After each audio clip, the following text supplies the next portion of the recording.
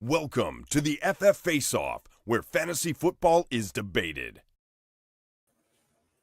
What's going on, guys? Pete Nova here with Face Off Sports Network, also First Rate Fantasy, because we are broadcasting there as well.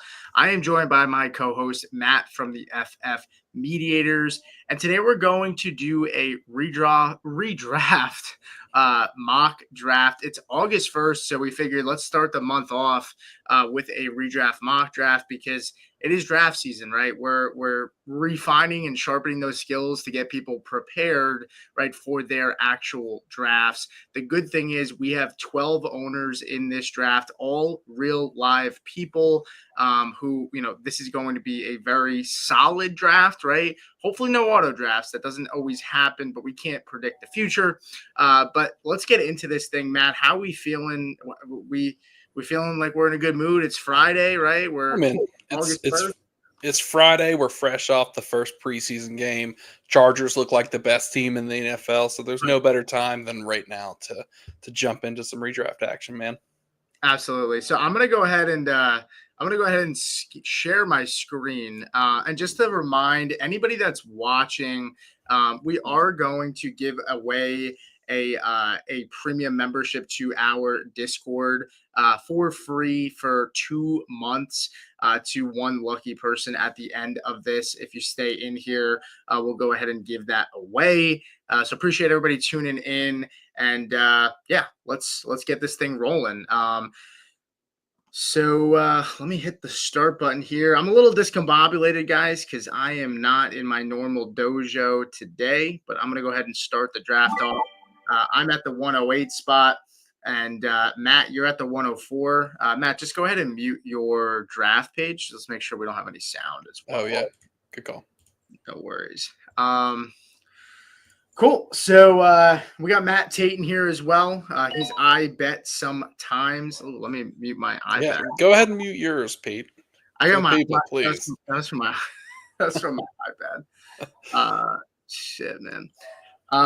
Cool. Will's in here. Joe Carlton. It's funny, actually. I didn't realize for the longest time that Joe's name was Joe, and I used to call him Carlton for the longest time because that's his name on here. He said Bowers got a rest day.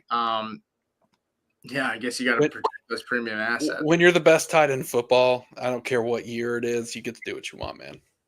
Oh, relax. Trey McBride ain't that far off. Dude, he's better than McBride. You got to recognize there's great, and then there is Brock Bowers. And Brock Bowers is an elite prospect, an elite player. I'm not saying McBride isn't good, but in my opinion, I think it's pretty clear that Bowers is the best tight end. I mean, you're splitting hairs. I actually have McBride over Bowers this year, but that's really only solely because of the target share. McBride had a higher target share, I think, over Bowers last year, and it's really just because of stylistically, like Kyler just gets the ball out so quick, and doesn't really go through his reads. He was like one of the fastest quarterbacks to throw last year, and so I think that helps McBride. And with a new offense, new quarterback, are they going to I'm sure they're going to still pepper Bowers, but I think the offense is going to look a little bit different than it did last year. So, yeah, I think you're right. I mean, it's kind of the make or break year for Kyler. We'll see what happens. In my opinion, I think he hasn't quite developed, as a lot of people want him to. I mean, the fantasy production is certainly there. So if we get 17 healthy games from Kyler Murray, he's going to be great. But at the same time, I think this Cardinals team kind of searching for the answers to figure out what's going on and what that can do long term. I think he's got to pull it together. Yeah, I mean, look, I feel like for a while now, a lot of people have been saying, is Kyler the answer for the Cardinals? And I don't know, Matt. I mean, I think this is really a make or break year for Kyler. They could still eat a decent amount of money if they were to move on from him this year. So it's not the easiest decision in the world to just go ahead and move on from Kyler if they were to do so. But I really do think this is a make or break year. I think we've unfortunately – Yep. We got our first auto. That's okay. It was still Saquon, which is realistic. But I just think overall, Kyler, I don't know. I just feel like we haven't really seen him take that step forward. I'm hoping that he does this year, but I don't know. I thought he was going to do that last year with Marv, and he was a pretty big disappointment. So, that's where I'm at. But I'm sitting here right now, and so I have St. Brown, Matt. If you want to pull up the board, I have St. Brown, Puka, Derrick Henry, Ashton Genty, Nico Collins, Brian Thomas Jr. Right now, I have Christian McCaffrey is in a tier above Genty and Derrick Henry for me. He's not a tier; they're in the same tier, but he's ranked higher. I have St. Brown and Nico Collins and BTJ all in the same tier, but I do have Nico as my highest wide receiver on the board. And given that I'm at the 108 and there's a lot of running backs left in the tier, or at least my tier 2, I'm going to go ahead with Nico, who is I believe, the number 1 wide receiver in the tier that I have. And I think there's a good chance that I get somebody in that tier 2 for those running backs that'll be left when it comes back to me. So is taking Nico ahead of guys like Puka, is that simply because of your conviction that you have in Devontae Adams? I know you're pretty high on him.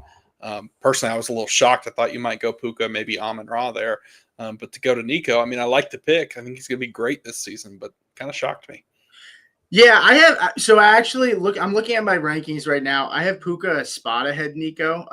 So I could have taken Nico. I just pulled up my rankings now. Sometimes when you're in the heat of the moment, it's one of those things. But I would say that Puka has more, while Nico has more target competition in terms of quality options around him. I think Puka has a more dominant target competition next to him in Devontae Adams. So I would say, upside ceiling, Puka's ceiling is in more of danger than Nico's is. But the flip side of that is Puka plays with Sean McVay in an elite system, right, with a better quarterback, in my opinion, and a better offensive line. That is the one fear that I have about this Texans offense is, while I love Nico, that offensive line being as bad as it is, and now that run game taking a hit with Joe Mixon out, is it a one-dimensional offense where they struggle to run the football? They're consistently in long down and distances. And, does that affect Nico? So that is a little bit of concern that I have, which is actually why I have Puka ahead of Nico. So I did misspeak there, but I'm fine taking Nico ahead of Puka in some situations every once in a while, especially if I'm in multiple drafts. I don't mind getting different kinds of exposures there and putting all my eggs in one basket with one player. So I'll take Nico there, but I'm fine taking Puka because he's, again, one spot ahead of him, but it is what it is. You flip a coin between both guys. I think both guys are going to have a great year. Yeah, I think you're right there. It's kind of splitting hairs. Both players have the opportunity to be pretty dang good. But, after your pick, we see McCaffrey go at the 109. I've seen a lot of people talking, are you willing to get burned again by McCaffrey? And I think the answer is yes, you have to be. I mean, when he plays, he's one of the best players in football, arguably the best running back in the entire league. But, so I'm not going to fault anyone taking him in the first round. Yeah, absolutely. And it comes back to me, and I did talk about the tiers and stuff, and Puka's still there. So Puka's there, so you can win. You get both. So it ends up working out. I'm going to take Puka there. We had a question in the Discord today about, like, do you take values? Do you go hero RB? Do you go hero wide receiver or zero RB? Like, all those things. And I think I don't specifically stick to a strategy of I'm 100% going RB, hero RB, or hero wide receiver. I just play the board, man. Like, I think that's the biggest thing. Like, every league you're in is going to be different. Most people that are drafting are in leagues with friends, right? And so, like, we all know, I have a buddy in my league that we're in an auction league, and we bid him up for Derrick Henry every year because he's willing to make Derrick Henry the highest paid running back in the auction every single year. Now, last year, that probably paid off in some sort of way, right? Obviously, Derrick Henry wasn't RB1, but my point is, every league is going to be a little bit different. I like the board, to play the board and how it comes to me. And so Puka, can't pass up on value on Puka if he came back to you, in the early second round, which is very possible, right? Stafford has that back injury, Matt. Some people could be a little concerned and worried about that back injury. I don't know if you've put much thought into it. You're about to be up in 2 spots, but do you have any concerns about Stafford and that back injury? No, I mean, it's not unusual for Stafford to have something going on with him. I mean, unfortunately, that's been a large part of his career. But for me personally, I'm not going to let that scare me off at all. I think Stafford's going to play. He's going to be fine. You know, the team's going to give him rest. It's not a situation where we have to worry about him learning the offense or getting familiar with the coaching staff. He's a vet. He knows what he's doing. He's one of the best quarterbacks in the entire National Football League, just based on his brain alone. So with the arm talent he already has, I think he's fine. But, you know, I'm back here on the clock. We have 2 tight ends go, Bowers, then Bucky Irving, and then Trey McBride. So I'm kind of stuck here. You see Josh Allen. I know Tyler and I did a video last week, I believe, talking about why we don't really like drafting these early quarterbacks in these redrafts. So I'm kind of staring at what do I want here? Do I go running back? Do I go wide receiver? I think I'm going to go with the running back. I'm going to go with Jonathan Taylor. I think he's got great upside this season. You know, we know the Colts are going to run the ball, so I'm happy with that pick. Yeah, so I'm a little bit lower on Jonathan Taylor than consensus this year.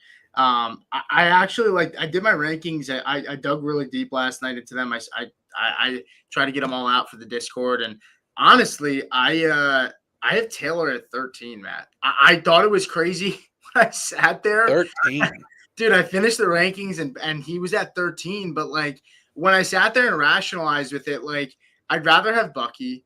Honestly, I'd really rather have Chase Brown. And I know me and you we're very concerned about Chase Brown and, you know, will they bring in a workhorse guy, an early down back for him? But they really didn't. I like Taj Brooks. I don't think Taj Brooks is going to heavily affect Chase Brown's workload, where Brown's not going to be nearly as valuable. I think this defense is atrocious.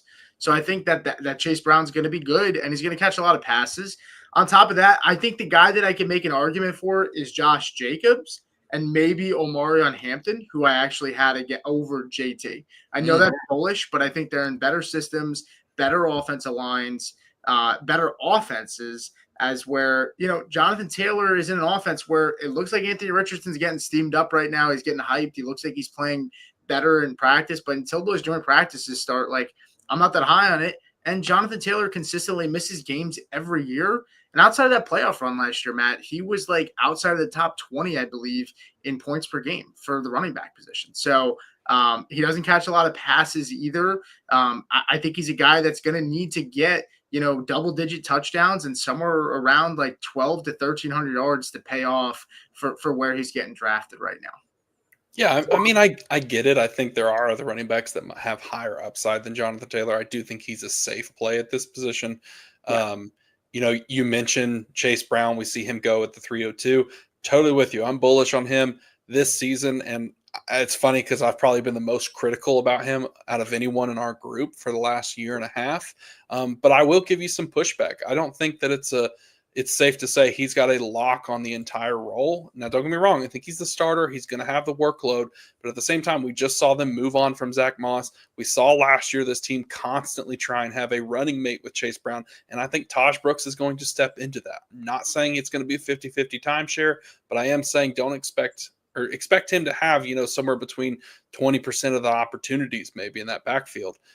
Goal line carries, you know, he can do it all. He's a back that can catch out of the backfield. He can run between the tackles at the goal line. So I like Taj Brooks. I was bullish on him prior to the draft. I think the landing spot is really, really interesting given the running back situation there in Cincinnati. Well, it's also important to note that, they just cut Zach Moss. So, you know, no Zach Moss there. So that's a good sign for Taj Brooks. And yeah, I look, I think you worded it perfectly in terms of, look, JT had the number one opportunity share of all running backs last year, right? So opportunity is going to raise his floor, but I think he's going to have to be extremely efficient for him to pay off. And if Anthony Richardson develops and ends up being better, he's going to smash Jonathan Taylor. But I'm still not that bullish on Richardson. So that's why I ding Taylor a little bit, because I think defenses are going to stack the box a little bit on Taylor. But we'll see. If you're drafting JT, this will be my last thing I say. I think you're going to hope for Danny Dimes to be the starter, someone who's going to be willing to check it down and be a little bit more proficient of a passer. Now, if you want to say neither one of them are, I get it. But I do think that Danny Dimes is more developed than Anthony Richardson at this time. But go ahead, Pete. No, Amari. I agree. I agree. I mean, there's reports that Richardson looks really good, and I think look, a lot of beat reporters are probably going to steam up Richardson too, and we have to be cognizant of that. I think a lot of guys are especially you don't want to buy in too much. Like I said, joint practice is what I'm looking for. I don't even care about the preseason because I don't know what the splits are going to be. Joint practices are really what's most important to me because that's when guys are going harder in those, to be honest, than preseason usually. It's the real Reps game, are better. basically. Yeah, the reps are better. Like that's really where you start to really, really get more feel for guys. So we'll see how that goes. I do want to say, so I get Kyron here. So I'm at Nico, Puka, Kyron. That's my first three. Kyron, I have him at my RB. Let me take a look at my rankings. I'm only working on one screen here. So I have Kyron at RB11. Hampton goes right before him. I'm bullish on Hampton a lot this year too. So we'll see. Terry goes off the board. Obviously, there's been rumors about Terry with the whole, he's now, at requesting a trade. I'm about to pick in one spot, but I'll let you take it, Matt, because you're obviously the resident. You're the resident 49ers fan here. 49ers. 49ers. You're the resident Commanders fan here. I mean, what do you think happens with this whole Terry situation? I think the most likely scenario is nothing happens and he gets some sort of deal. It's an interesting situation for Washington. I love Terry McLaurin. I think he's a fantastic player. He's a great leader, someone you want in the locker room. But at the same time, he's about to turn 30, I think, next week. And he's wanting a 3-year deal, not dissimilar to he wants more than DK. And we just saw Cortland Sutton get paid. He wants more than that. So it's a deal that Washington has to think long and hard about. I think the most likely outcome is he probably gets 2 years, a little bit more guaranteed money, and kind of gets close to that number that DK had. It's just a little frustrating because we kind of get all the pieces put together in Washington. Here we are, life is good, and then next thing you know, we're losing one of our star players right after we had a season where they finally make it to the NFC Championship game. So there's a lot to consider there. I do think that he will stay in Washington. I think him getting traded is extremely unlikely. If you go get on X right now, all you'll see is just him flying all over the places to teams in the NFC East, and I think that is extremely unlikely. Yeah, I agree. I'm changing a pick right now for the current owner. So I hit resume for him. Hold on, let me take a look here. Hold on. Uh-oh, what's going on? Well, while you work on that, I'll talk about Ron's take here. He mentions that great take from us on Taj Brooks. He loves JT, but he does think that Bucky could end the season at least as a top 5 running back. Listen, man, I don't know if you're going to find anybody more bullish on Bucky Irving than me, so I'll absolutely give you the flowers there, man. I think that he has a fantastic opportunity to finish really, really high. Bucky's one of those players where a lot of people are going to point to, well, what happens with Liam Cohen being gone, heading on over to Jacksonville? Does that impact his role? Does it change what he can do? And I don't think it does. I think he's going to be just fine. Bucky's a fantastic player, so I really, really like his opportunity going forward. Perfect. Yeah, so we had an auto pick there for Isaac Garendo, which was a mistake. So I appreciate you taking that, Matt, because I had to go back a few times and fix that, but we switched out to Devontae Adams because that's who the owner wanted. And then I take Alvin Kamara right after there. So sorry about that. I'm sweating here. I'm hot in this room. This is not my normal spot. I'm at my in-laws right now, and I don't have the AC on in here. He's cutting some weight, man. He's losing some water weight. Matt asked us, Pete, who do you think has the best start so far? I do want to shout out your team, Pete. I mean, 2 wide receivers, 2 running backs that look pretty dang good. I think that's a good start from you. If Terry McLaurin was signed, I think that auto picking over here wouldn't be too bad. But what team stands out to you? Yeah, the one concern about my team, I will say, is having Kyron and Puka same team is a little worrisome. I took it anyway because the value was there for Kyron, and he was like my last running back in the tier. But I would say that, having Devontae Adams there is going to be a red zone threat. And so I don't think Kyron scores as many touchdowns this year. So that would be a ding that I have on my team. Looking at the other teams so far, I got to say, I do like team number 2 a lot. CeeDee Lamb, Josh Jacobs, Chase Brown, really anchoring down the wide receiver position and getting 2 running backs who I think easily can finish inside the top 10 in points this year in Chase Brown and Josh Jacobs. So I think that's probably one of my favorite teams. I like your start too so far, Matt. I mean, getting Jamar Chase where you did is kind of crazy, but I don't mind people.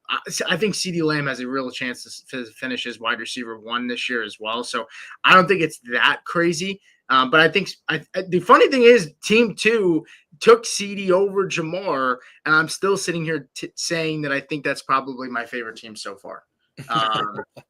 Crazy. Yeah, I think the one team that stands out to me will be interesting to see where it goes is Team 12, just because they have 2 wide receivers, 2 big name players. I love Drake London. Getting him at the 201 is a smash pick for me almost every single time. He's one of those dark horse players that I could see finishing as the wide receiver 1. Does it happen? Probably not, but I could definitely see him being a top 4 wide receiver. But, he goes Kittle, which Hoff is going to love that, and then grabs Jalen Hurts at the 401. I'm interested to see what he thinks about that when this draft plays out, because I talked about in our last show with Tyler of, Hurts scored almost the same amount of points as Jared Goff, and Jared Goff goes in the 10th round. So you kind of are paying up for something that might not pan out. Hurts' passing upside is certainly limited. He's going to have those rushing touchdowns. He's always had that ability. The tush push is staying in the game. But the running back situation for him might get a little bit difficult. If we see some of these names come off the board, then he's going to have to take some shots on some rookies, or maybe some guys that are going to have to prove it.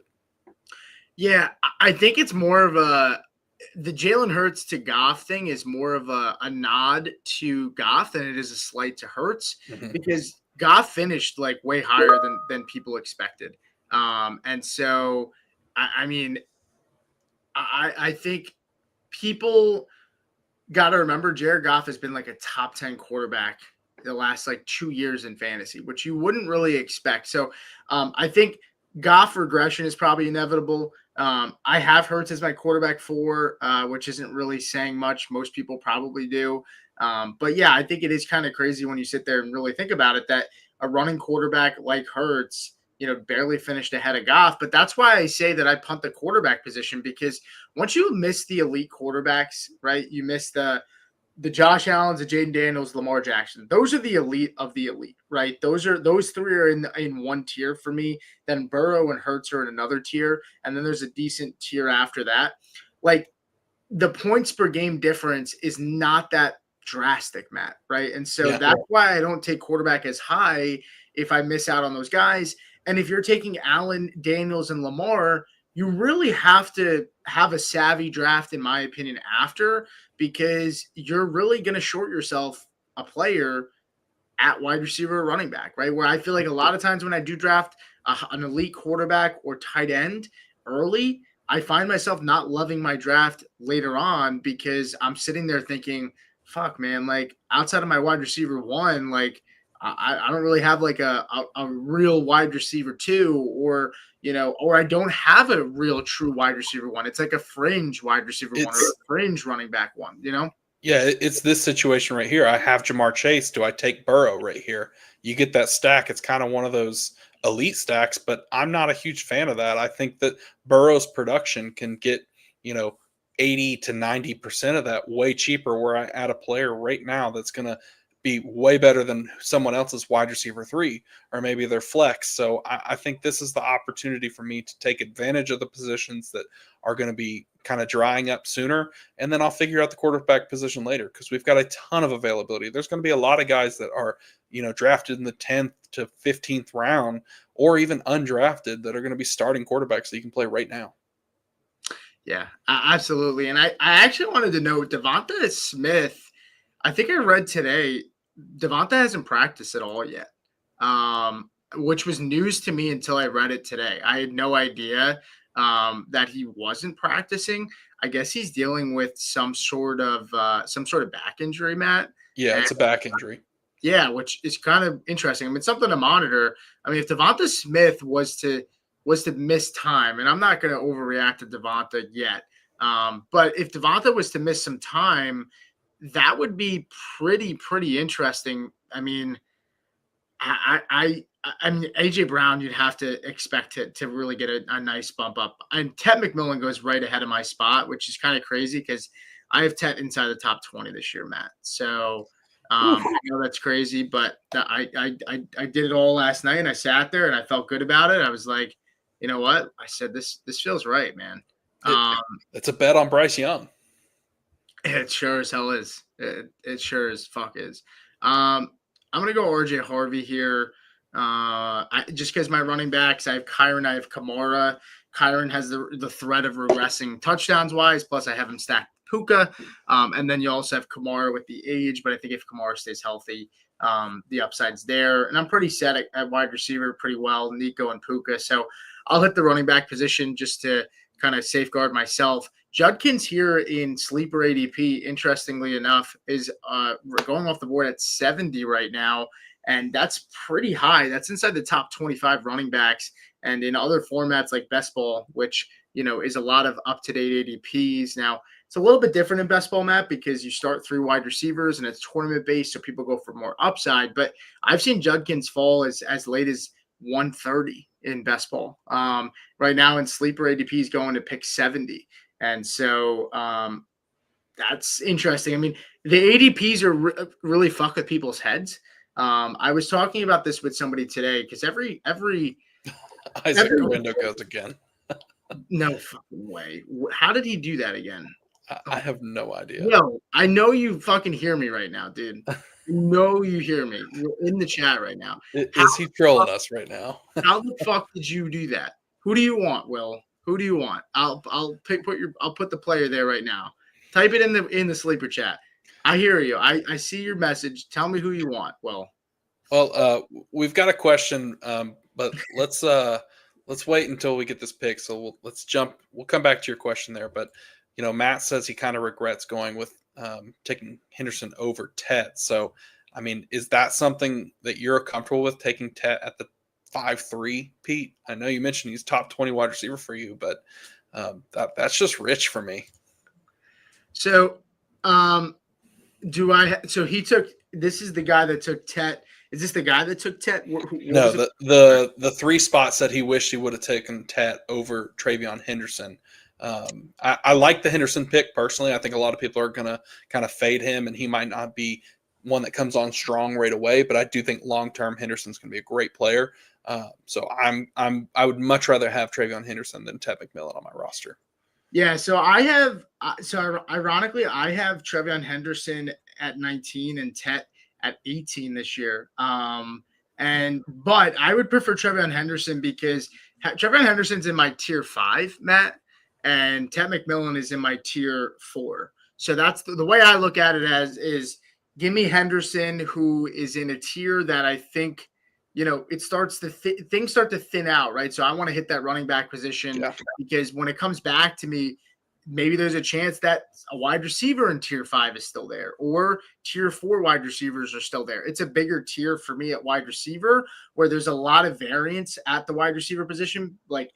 Because it can go a lot of different ways because there's a lot of talent at running back. There's a lot of drop off in my opinion. Right. And so due to age and injury, I mean, Joe Mixon goes before Harvey, James Conner goes before Henderson. Like I'm taking Henderson, I think over Mixon and Conner.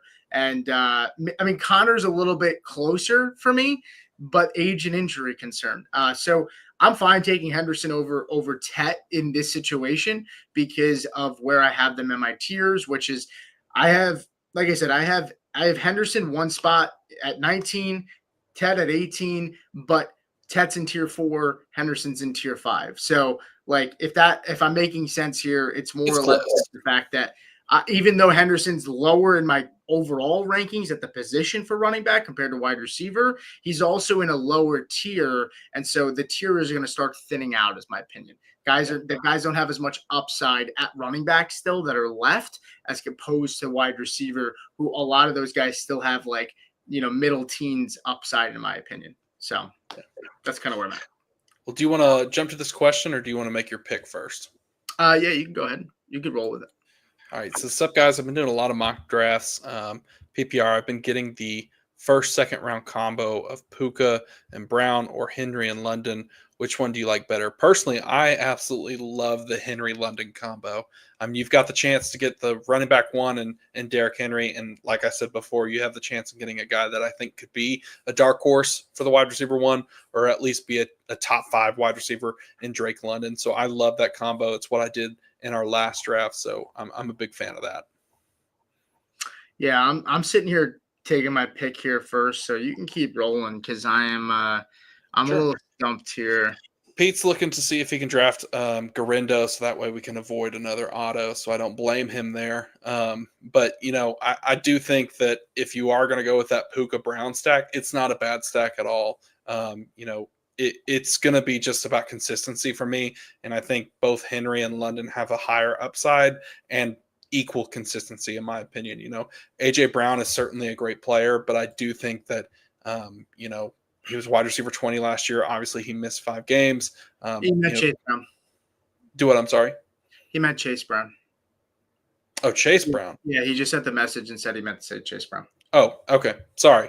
Yeah, then in that case, it just kind of even more solidifies my stance. I'd much rather have Derrick Henry and Drake London. Yeah, I guess I'd be curious to know where you're picking. If you're asking Henry or London or Puka and Chase Brown, I'm with Matt. I would go Henry and London. I feel more confident about those guys than I do Puka and Brown, just from a combination standpoint. So that'd be my lean as well. Let's see.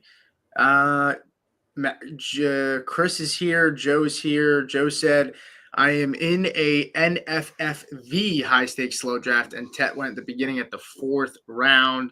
Yeah, he goes mid 5th round here. I don't know. I think Tet's got a good chance to have the pretty good chance outside of Golden to have the highest target share to all rookie wide receivers this year.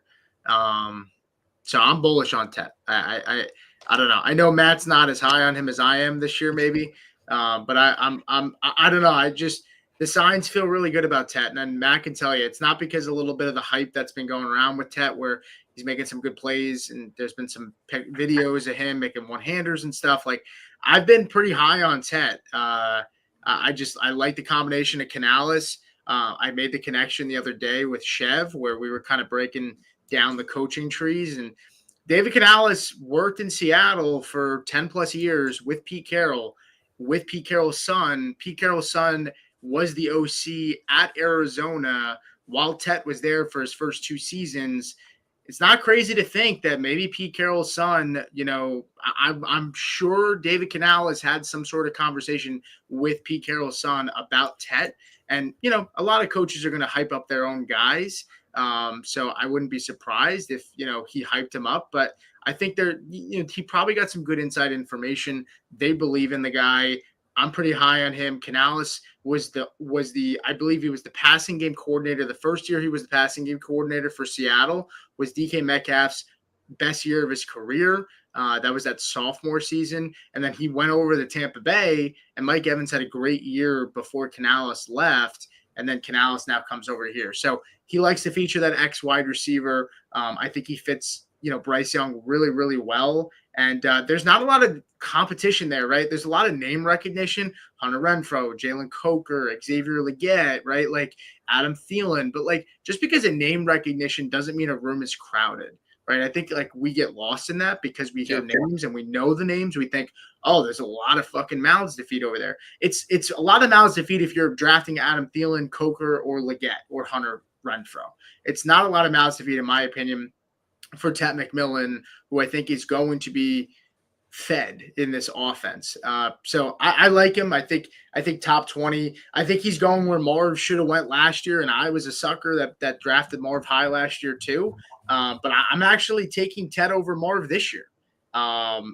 So, that's just how bullish I feel on it. And ironically, both guys have really short quarterbacks. So yeah, I do think it's interesting, I forget who said it. I think it was Joe who said that it's a lot of sharp money going on Tet that high. I get why you're bullish on him. I do think that when we talk about that Panthers wide receiver room, it doesn't really matter. It is Tet McMillan. He is the one.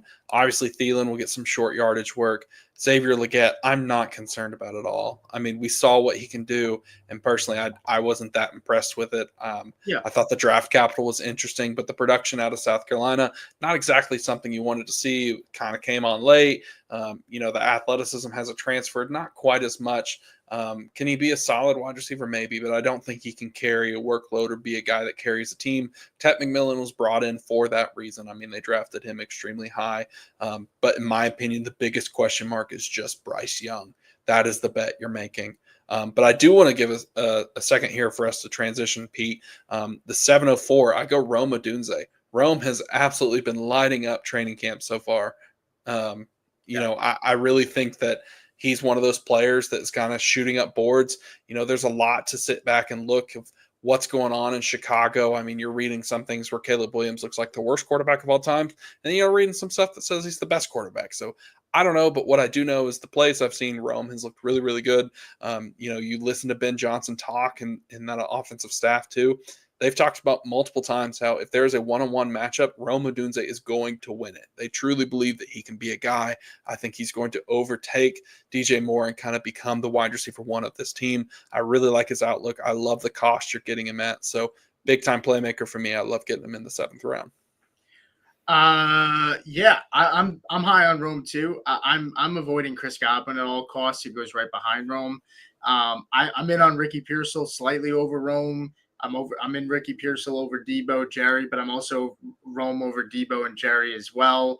I like Rome a lot this year. I'm pretty excited for him. I think he's going to be featured in this offense heavily, and I think he fits that. He fits that red zone role very, very well. I think he's going to be that guy that gets featured down there. So I'm excited for him. Now, do want to take a look at some questions here. Ron said, I started an IDP with an IDP flex. If you guys play IDP, what are the best rounds to draft IDP players? So I would ask for clarification here, Ron. I play in my home league. We do one IDP, and it's an IDP one spot. We do a regular redraft and then one player in the starting lineups IDP. If that's the format that you're playing in, I would wait as long as possible on IDP. It's like my last draft pick because there's going to be so many players in the pool. If only you can only start one on 12 teams. So I would not draft an IDP player until the very last pick, to be completely honest with you. So I'd love to get some more clarity on that. I'm on the clock here, but there is a question from Hunter L, and I'll let you take that, Matt. Okay, put the pressure on me. So starting a dynasty league tonight, and I got the 103. I got offered the 109, the 204 for the 103 and the 503. Should I take this deal? Let's just start with some questions here. It's a one quarterback league, so someone already answered the question there. So the quarterback position is not quite as valuable. You get the 104. Or the 204 on top of the 109. I mean, I don't hate it. I mean, I'd think about countering, seeing if you could just try and get some more value out of them because you never know what this person's trying to get at the 103. Another question I have is this a 3rd round reversal? Kind of that would impact my decision making too. Of do I know I'm going to get that 3rd round to the 4th round coming back, where I can kind of double dip, or is it something where I'm going to miss out long term? So if you're still in here, Hunter, please let me know that question. No reversal. Okay. Oh man. I mean, if it's no reversal, then it makes it easier to make the deal. Yeah, I think so too.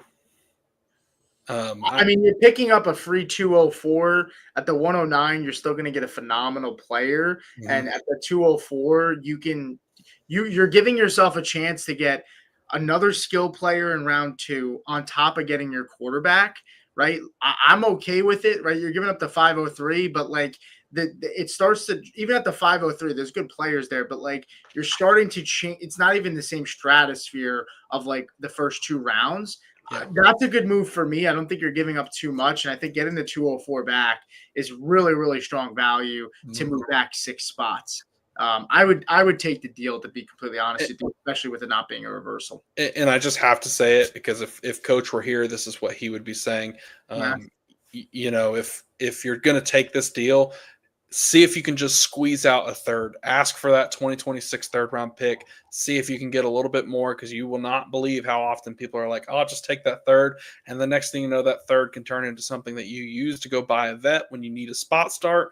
Or you keep that third and you try and take your shot at rolling the dice and drafting the next Puka, Brian Robinson, Tyrone Tracy, Bucky Irving, whatever player can kind of step into that role and possibly a big time playmaker for your roster.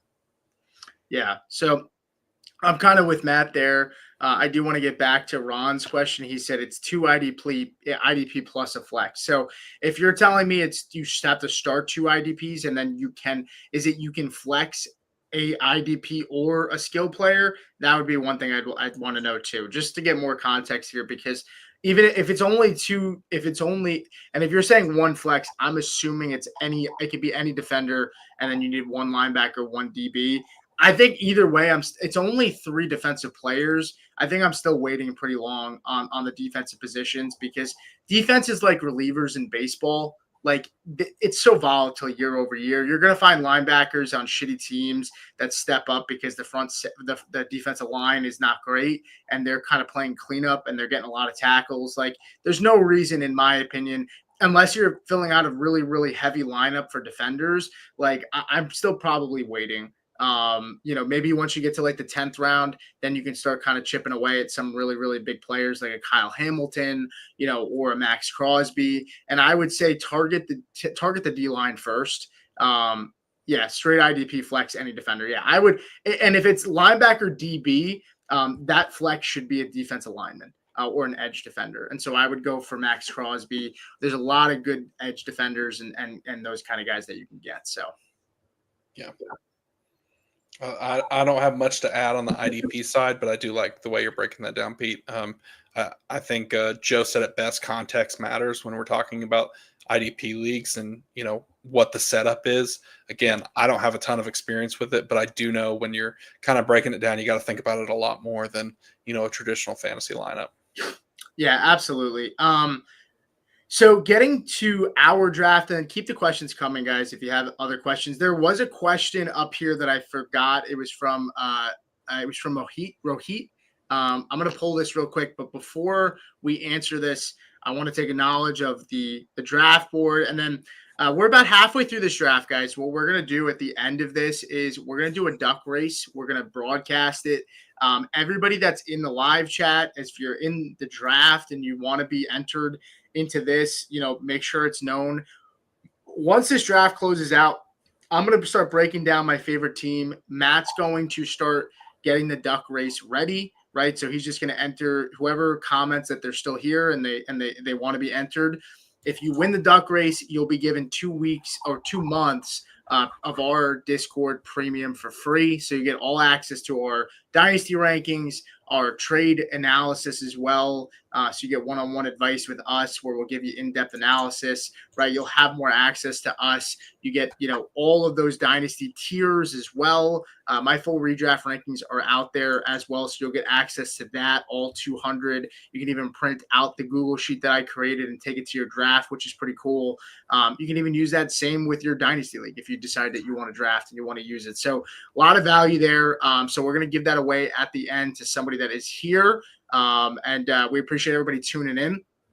And let's go ahead and answer this. Matt's up on the clock. I'll pull up this question. Rohit said, I'm drafting at the 12 spot in a 14-man. Always have trouble choosing between Henry and CMC PPR. I get CMC's ceiling, but Henry is safer. In reality, Henry's been more healthy in his career. I think Henry is safer. I think CMC is a higher ceiling.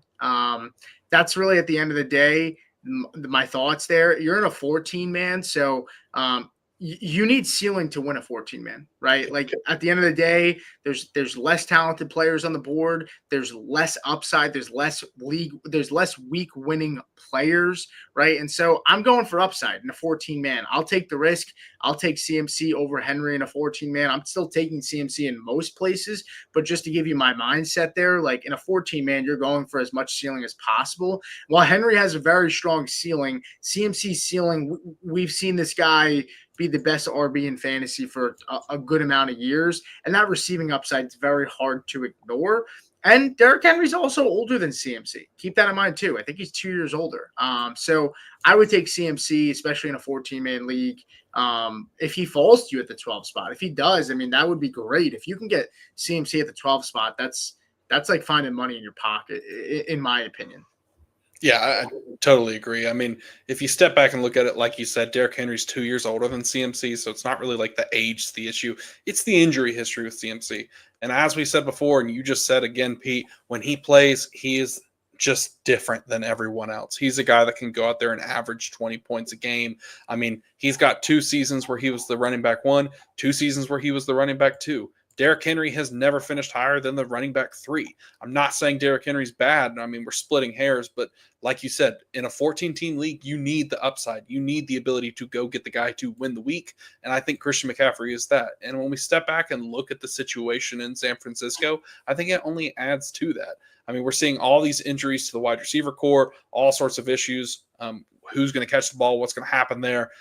I think the benefactor of that is CMC because they can lean on this run game. What we know about Shanahan is he has absolutely no problem running the ball like crazy, being a consistent offense to move the chains, slow the game down. And I absolutely love Christian McCaffrey this season. I get it's scary. It's kind of part of fantasy. Sometimes you got to close your eyes and make the pick. And that's what I'm doing with CMC. I have no hesitation at all in making the pick. It just kind of is a little scary.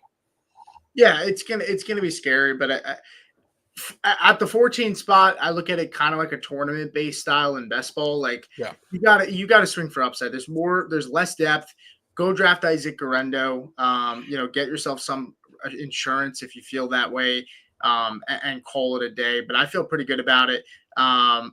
So we have, yeah, of course. And one more question, since it's only one quarterback, where should okay. Well, if it's one quarterback, then I feel pretty good about the trade even better because you can double up, you can triple up on skill players, and quarterback you could probably maybe look at it in the 4th round after, but I would just pound 3 skill players in the first 3 picks, 4 picks actually, because in this situation, Matt, he has his 3rd and his 4th pick, so you can actually technically pound four skill players and then come back in the 4th round and take a quarterback with your 5th pick in that situation. Yeah, I mean, this is kind of where you got to play the board, see how your league mates are going to draft. I mean, if names are kind of falling, I mean, obviously the guys like Josh Allen, Jaden Daniels, Lamar Jackson, Joe Burrow, they're going to go somewhere in those first 3 rounds, probably their first 4 rounds, just given the dynasty format.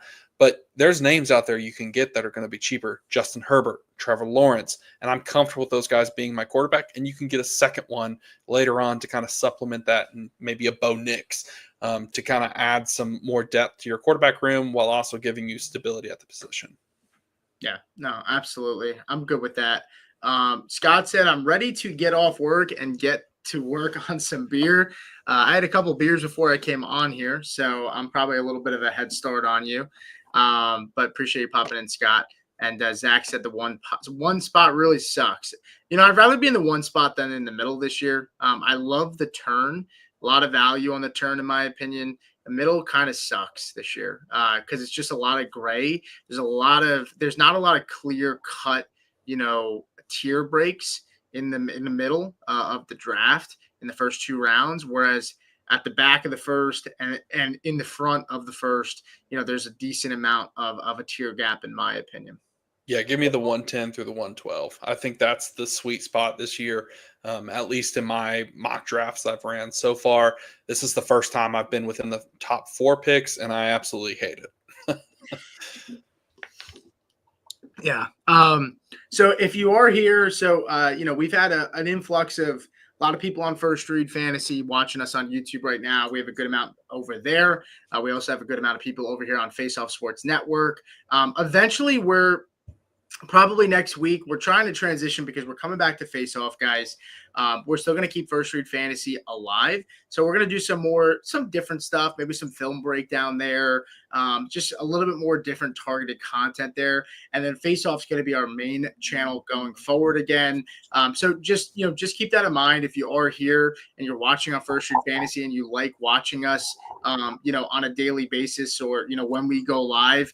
We're going to be going live more often going forward starting next week on Face Off Sports Network. So if you're not subscribed to there already, make sure you do so, because I don't want anybody to miss out. I know we have people over at First Read that have grown to enjoy us and watch us, maybe some new subscribers that weren't with us over at Face Off. So we just want to make sure that you guys are clear. We're still going to keep both channels alive, but mainly going forward, we're going to be on Face Off. And then, First Read's going to get, some more targeted videos. I think we're looking at possibly doing some cool stuff with Coach, some film breakdowns, maybe Matt, myself. I'm probably going to do maybe some interesting defensive videos. I think one thing I've been looking at is dropping 4 or 5 of my favorite plays, for the week in the NFL season, on there, and kind of maybe breaking it down from a defensive perspective. A lot of simulated pressures is going to be kind of what I want to do. And I know Coach and Matt have some possible ideas as well. So just kind of give you guys a little bit of an update in terms of that, because we already kind of been given this update during the week, but some guys that are here right now might not know. And so just want to make sure it's clear. One more thing. We have about 4.5 rounds left. I did mention before, we did drop our Discord today. We do provide a free tier in the Discord, which you can have access to us a little bit more of a limited basis, but it'll still be fun.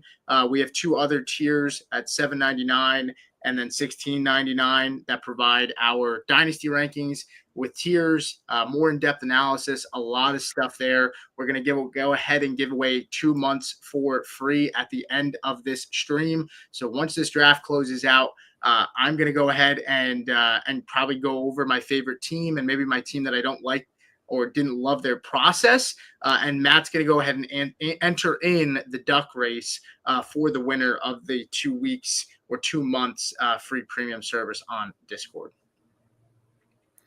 Yeah, I mean, there's a lot to like about what we've got going on content-wise. I mean, you mentioned the Discord. Our rankings are out there. You can use those. Redraft, Dynasty. There's so much we have in store. We've also got some trade reviews, team reviews in the works. So if you've got a Dynasty league and you kind of want to know what to do with it, how to rework it, you're stuck on what moves to make, send in a team review. I know Pete's interested in doing that. Coach, Tyler, and myself at the Mediators, we're really big on, stepping in, trying to help you guys get trades done, rebuild your teams. Rebuilding dynasty teams is one of my favorite things to do. I love to go find the orphan teams out there that are terrible, that need to be reworked, and seeing if I can take on the challenge and turn them into title contenders. So we absolutely are looking forward to helping you guys out in the community and kind of getting into, having a better relationship on the Discord where you can interact with us. We can interact with you guys, just talk football, talk fantasy. Pete, you mentioned that the First Read channel is going to have some other things, maybe a little bit more actual football related, whether it's play breakdown, Pete looking at defenses. I might show you my 5 favorite pancakes of the week, because the big guys got to eat and someone's got to give them the respect, because no one does. And we've also got some other stuff where last year we did lots of mock drafts talking about what we would do if we were the GM sitting in the hot seat making these picks. I know Pete and I had a ton of fun last year when we did the first full round, and we got some picks right, we got some picks wrong, but we'll see what happens long term. No, absolutely. So we're kind of we're winding down here. I know I just took Rashid Shaheed. I actually did look at Jaden Blue, who Will took. The running back starts to really dry out here, Matt. You're not really looking at a lot of players that are going to be heavily involved in their offense. I mean, some guys, you have Eckler, who we know Eckler has a role there, Matt, but he's probably I know Ja'Cory Krosky his name. But Eckler is still a good veteran. He still catch passes. He's still a good safety valve. And hey, you know what? They're going to need all the pass catchers they get if Terry McLaurin ain't there. I'll say that. But you still have Rachaad White, who I think is probably more of like a 40-60% role in terms of probably Bucky's probably getting 60 to 65%. Rachaad White's probably getting 35 to 40%. The good thing about Rachaad White is that he does pass block. He does run a lot of routes. And I think he's still going to, be in there for some passing downs. So he might be a guy worth taking towards the end because, Bucky's a smaller back. We saw him deal with some injuries that he played through last year. And Rachaad White can pass block and give you a little bit of a higher floor, just not high ceiling for Rachaad White.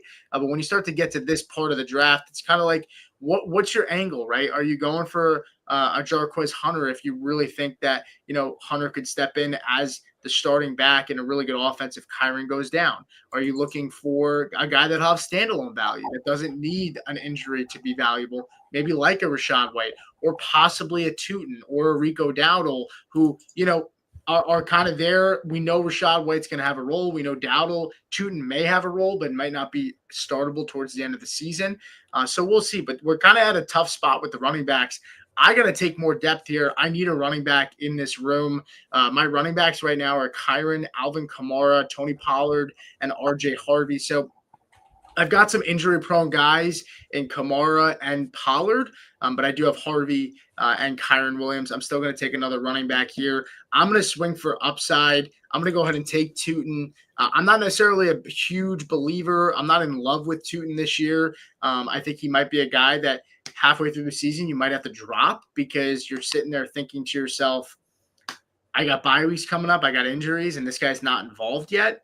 He might be a frustrating roster clog for you, but I'll take Tootin just because he'll be my fifth running back at that point. And, I know Pollard's going to have a role week 1. So will Kamara, so will Kyron, and RJ Harvey, I think, is going to have a role week 1 too. So I should be okay and just have to hope that, Tootin ends up getting a role by the time buys or injuries start to roll around.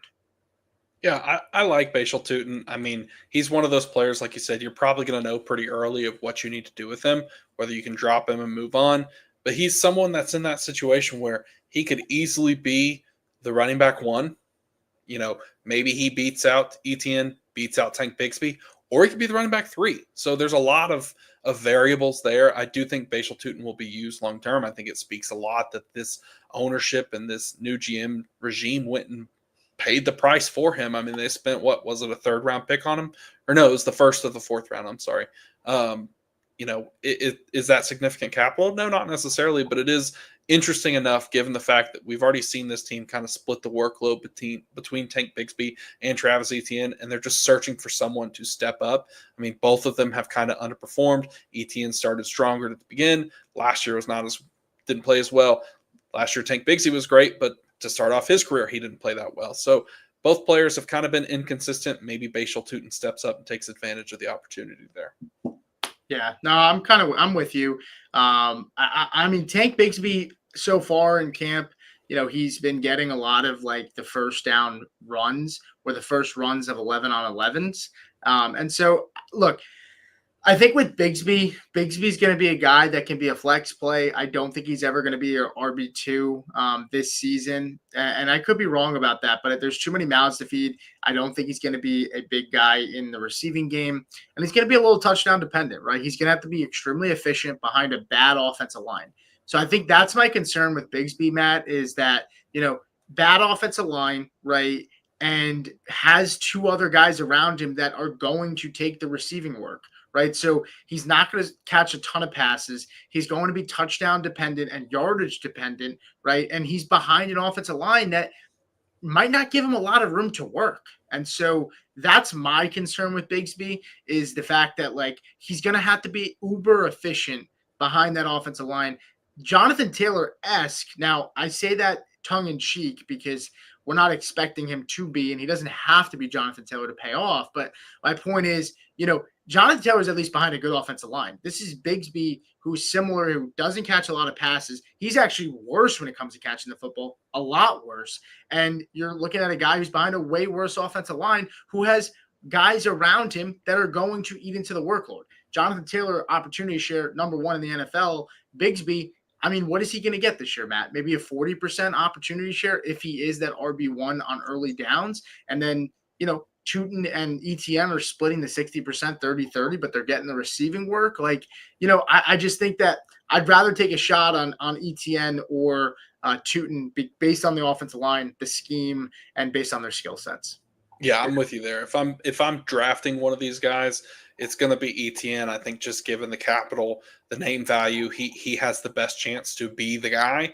And then after that, I would skip Tank Bigsby and I'd just wait for Bashal Tootin.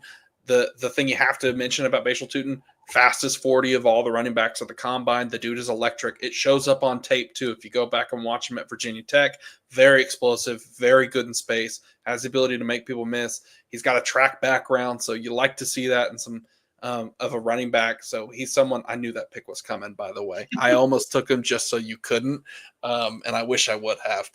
And that's Cedric Tillman, for those of you following along.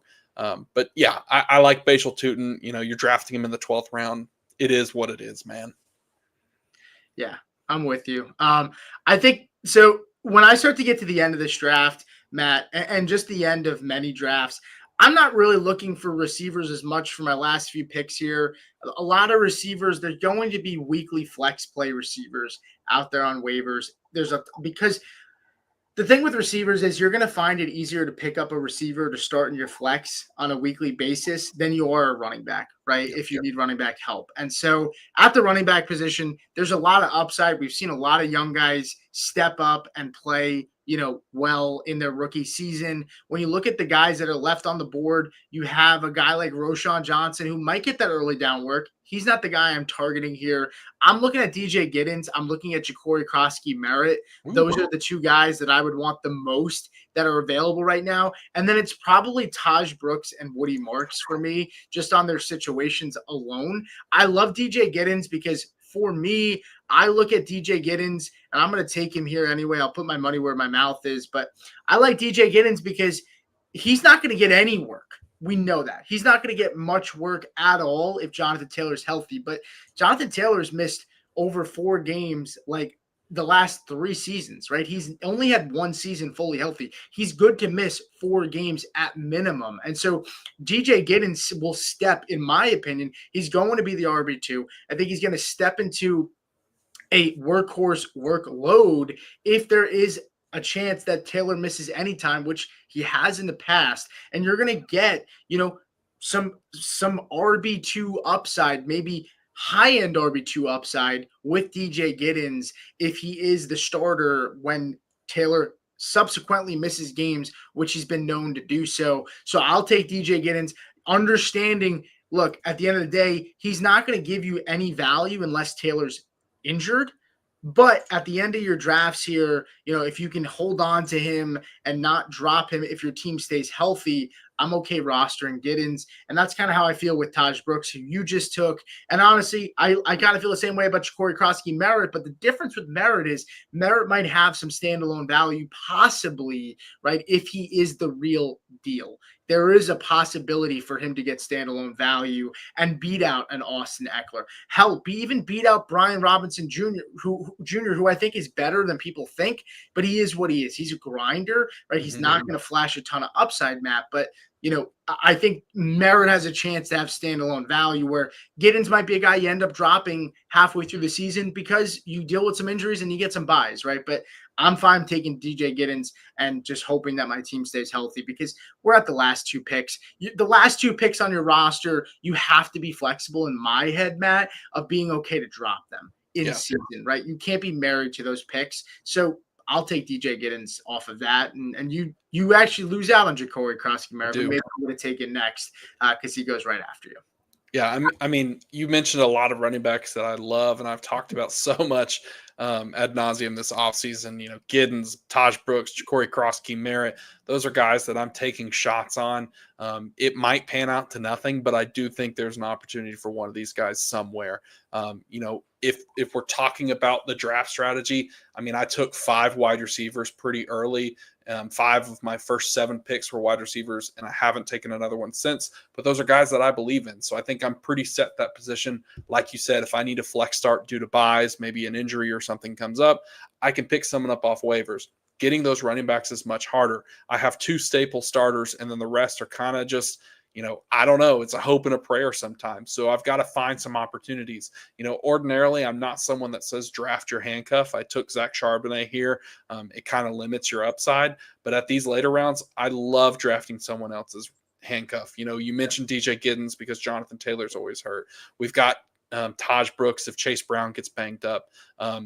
There's all sorts of names that I like taking just to kind of see if something happens, I can trade them to the other manager. I can start them, do what I need to do to make my team better. But I am going to finish out my draft here and take Thornton from the Raiders. I think it's interesting. He continues to work with the ones, and that has been the case for, almost 2 weeks in a row now. He has been working with the ones. So I really like the opportunity there. We'll see what happens with Jack Besh, but we're talking about the 15th round, so not a ton of breakdown there. Perfect. I'm taking a look here at some of the some of the teams, because I'm going to have to rate them. What I'm going to say here is, while we're here, Matt, why don't you start getting the duck race ready? If you are in the chat right now, so I know right now on First Read Fantasy, we have 9 live, right? We have 6 people live here on Face Off.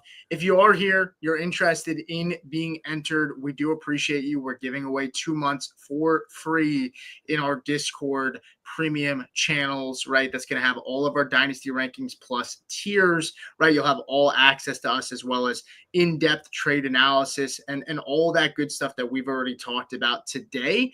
So if you are interested, please let us know in the comment section if you're interested. So Matt Tate said he's going to be in, so we'll have Matt. And while we're here, comment, let us know if you want to be entered into this. We'll get you entered into the duck race. I'm going to start looking over some of these rosters right now, and Matt's going to start getting the duck race in order. I've got the duck race in, so I'll get your name in here, Matt. If you guys are still in here and you're in the chat, throw the word duck in there. Let us know if you want to be in there, and we will put you in there to get an opportunity to be in our Discord. I am going to answer this quick dynasty question here, Pete. It says T. Higgins in a late 2026 third-round pick for Cam Scatterbo in a late 26 first. Dynasty 10 team, who would you rather have? Me personally, I'd rather have T. Higgins. I'm pretty high on T. Higgins. I think he's going to be someone that you're going to want to play. Obviously Cam Scatterbo could turn into something. I don't necessarily think that it's going to be a starter. I think Tyrone Tracy is still going to have a role to play in this offense. I think T. Higgins, you're selling him a little short here if you're getting Cam Scatterbo in the first. I think T. Higgins is someone that's worth a first and 2 seconds, somewhere in that range. So I would certainly hold on there. But I get it. If you're kind of rebuilding and you want that first, totally get it. So I'm going to start putting some names in here, Pete. We just rounded out our draft, so we appreciate everyone who joined us. If you're still in here, be sure to let me know if you want to be in the duck race, and I will start getting these names in here. Yeah, so get Joe, get Debbie, Joe, Will, Zach. Hang on, Pete. Give me a minute, brother. Yeah, just get the recent barking orders. Nah, you're good. I'm taking a look at the rosters now.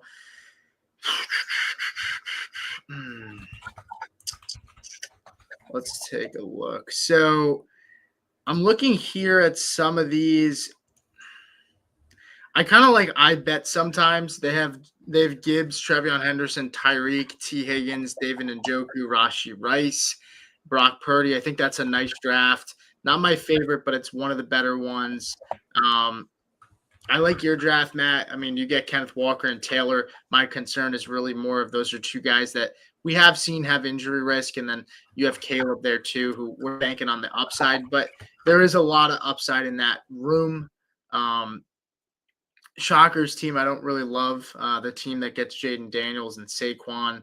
Chris Godwin being your wide receiver 2 is just not great, and Quinshon Judkins in the flex. Tyler's team, I kind of like Kyler, Bucky Irving, Chuba Hubbard, Justin Jefferson, JSN, Tyler Warren, DJ Moore.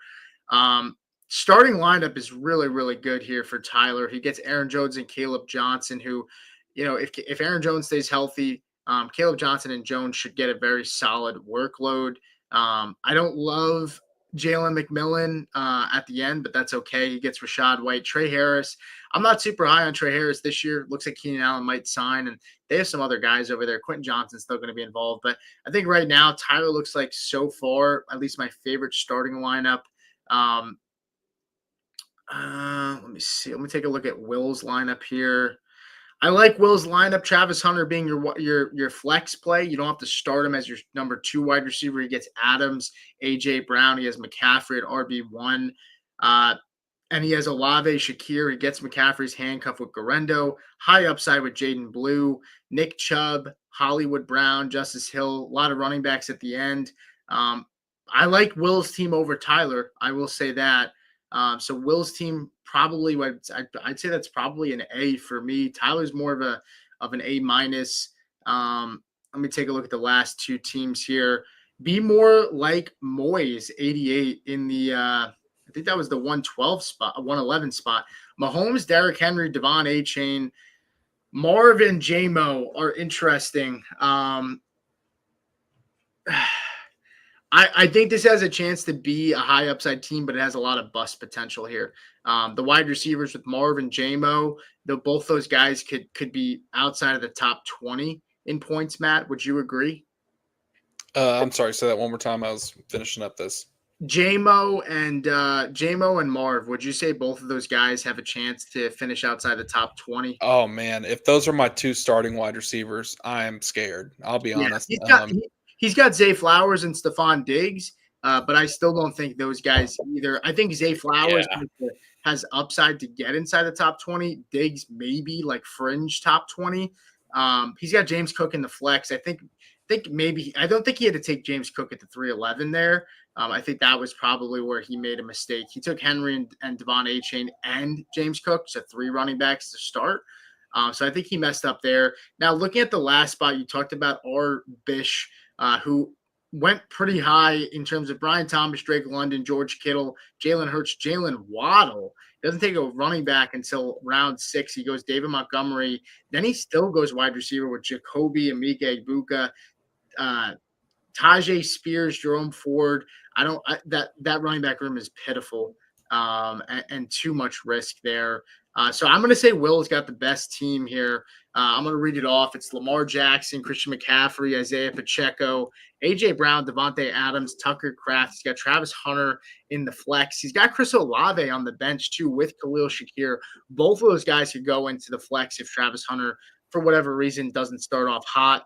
Those guys should have very, very high floors. He cuffs Christian McCaffrey with Isaac Garendo. I think the biggest concern for him here is that his RB2s aren't strong, but he took a lot of upside RB2 plays. He took Justice Hill, who should be in that receiving role for the Ravens. He took Jarquez Hunter. He took Nick Chubb, who, if Joe Mixon starts the year on the pup, Chubb could be the RB1 to start, and he gets Jaden Blue. So I think Will's probably my favorite team. I wish the running back depth was more solidified or more proven, but I like the team there. I think that's probably my favorite, Matt. I mean, I think my team was the best. Not biased at all. I didn't hear you. Did you give me a grade? Did you say something? I heard you say I said your team was really good, but I wasn't gonna go ahead and say that you're the best. Yeah, I get it. We don't want to scare people off too soon. But so let me give you the list. If there's anybody in here that still wants to get in the duck race, please let us know. I've got Matt, Zach Linton, Debbie in here, Joe, William Stevenson, Javi, Jamie M. So if there's anybody I'm missing, Pete, let me know and I will throw them in. Team 7. Jamie said, well, Jamie wants to know about his team. Jamie, your running backs are tough, man. You took Warren and Najee as your RB2 here. I liked your team to start, but I don't think you had to go Herbert there so early. That was probably the mistake I would have said. But you're in the duck race, Jamie, so you're all good there. I think you have everybody. Let me just do one more sweep. You got Matt too, you said? Yes, sir. We got Javi, we got Will, yep. We got Zach Linton, we got Joe Carlton, Debbie, Jamie, and then I think that's it, unless Scott's here, but I haven't seen Scott comment in a little bit, so he'll have to try to get in on the next one. And yeah, let's go ahead and hit that. Let's go ahead and hit that duck race, and let's see who's going to get those free 2 months. All right. How long do you want it to run? 30 seconds? 30 seconds, but put it up on the screen there. So I'm working on it. Enjoy the ads, folks. I got them just for you, targeted. Are we ready to start this thing? Yeah, go for it. Good luck, everybody. We appreciate you tuning in here. So we have 9 people on First Read. We have 10 people on Face Off. Appreciate everybody that's tuned in so far. If you're just popping in, we're going to have a really, really fun August. August is pretty much my favorite time of the year. A lot of training camp stuff, and we're going to keep you guys up to date and covered. So make sure you're tuned in to us on Face Off Sports Network, and we appreciate it. Looks like William Stevenson's kind of pulling ahead here. Uh-oh.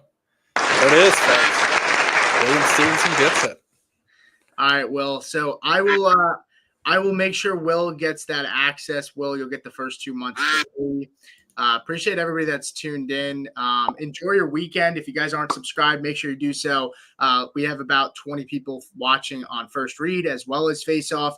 Make sure you come on over to Face Off and subscribe there if you're not already. I did say before, but we're going to mainly start going live on Face Off Sports Network. We'll still keep content going out on First Read. Just to make sure you keep that in mind, we did start our Discord up already.